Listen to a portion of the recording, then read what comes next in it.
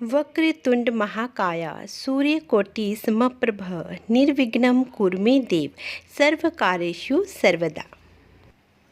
जय श्री कृष्णा। राधे राधे। विशाख मास में कृष्ण पक्ष की चतुर्थी तिथि को संकष्टी चतुर्थी व्रत किया जाता है। इस बार ये शुभ तिथि 16 अप्रैल दिन बुधवार को ही है। धार्मिक मान्यताओं के अनुसार इस दिन विधिवत पूजा अर्चना करने से विघ्नहर्ता गणेश जी सभी तरह के विघ्नों को दूर कर देते हैं और घर परिवार में सुख शांति बनाए रखते हैं। किसी भी माह की चतुर्थी भगवान गणेश जी को ही समर्पित होती है, लेकिन विशाख संकष्टी चतुर्थी का बहुत ही विशेष महत्व है।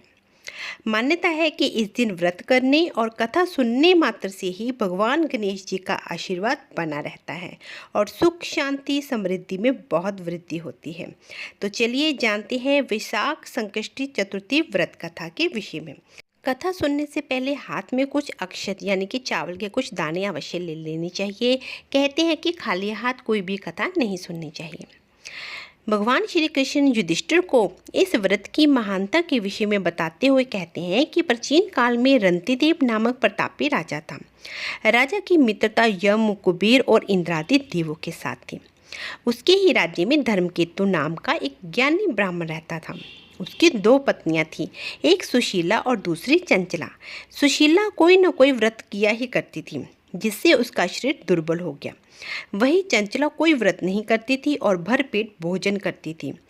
कुछ ही दिनों बाद सुशीला को शुभ लक्षणों वाली एक कन्या पैदा हुई और चंचला को पुत्र रत्न की प्राप्ति हुई। कन्या की शुभता देखकर चंचला सुशीला को ताना देने लगी। अरे सुशीला, तूने इतने व्रत और उपवास किए हैं जिसकी वजह से तुम्हारा शरीर जर्जर हो गया, फिर भी एक कृष्णकाया कन्या को ही जन्म दिया। मुझे देख, मैं कभी व्रत आदि के चक्कर में ना पड़कर हष्ट पुष्ट बनी हुई हूँ और वैसे ही भी बालों को भी मैंने जन्म दिया है। चंचला की बातें सुशीला के हृदय में चुभने लगी। विशाख चतुर्थी के दिन सुशीला ने पूरे भक्ति भाव के साथ संकट नाशक गणेश भगवान जी का चतुर्थी का व्रत किया। व्रत से प्रसन्न होकर गणेश जी ने दर्शन दिए। गणेश जी ने आशीर्वाद देते हुए कहा कि हे सुशीला, तेरी कन्या के मुख से मोती और मूंगा प्रवाहित होते रहेंगे और तुझे वेद शास्त्र वेता एक पुत्र भी प्राप्त होगा। वरदान को देने के बाद गणेश जी अंतर्ध्यान हो गए। वरदान के बाद कन्या के मुंह से मोती और मूंगा झड़ने लगे और कुछ ही दिनों के बाद सुशीला को एक पुत्र की प्राप्ति भी हुई। उसके कुछ दिनों बाद ही धर्मकेतु ब्राह्मण का स्वर्गवास हो गया और उसकी मृत्यु के उपरांत चंचला घर का पूरा धन लेकर दूसरे घर में जाकर रहने लगी। लेकिन सुशीला पति के घर में रहकर ही पुत्र और पुत्री का पालन पोषण करने लगी। कन्या की वजह से सुशीला के पास काफ़ी धन एकत्रित हो गया।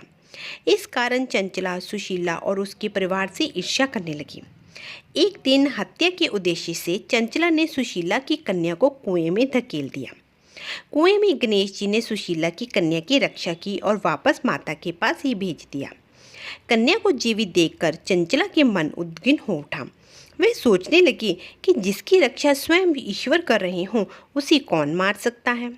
इधर सुशीला अपने पुत्र को पुनः प्राप्त कर प्रसन्न हो गई और गणेश भगवान को धन्यवाद कहा और उनकी प्रार्थना भी की।